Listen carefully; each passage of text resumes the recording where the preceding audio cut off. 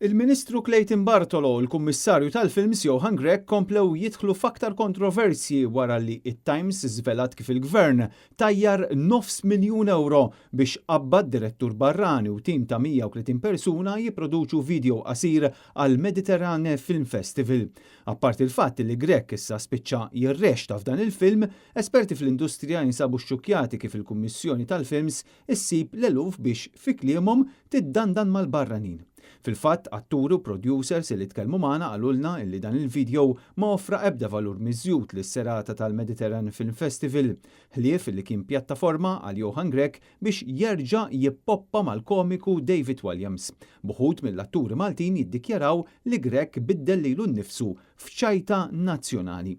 Sorsi qed jgħidu li dan il-film bl-isem Once Upon a Time in Malta sewa €900,000 lill-Kaxxa ta' Malta u fih Walliams u Grech imorru lura fi żmien għall-epoka tal-Kavallieri. Dan il-video intwera fis-serata finali tal-Film Awards li saret f'Manuel Island. Bis-sit Love in Malta jgħid li Grech qed jilagħba qisu George Clooney.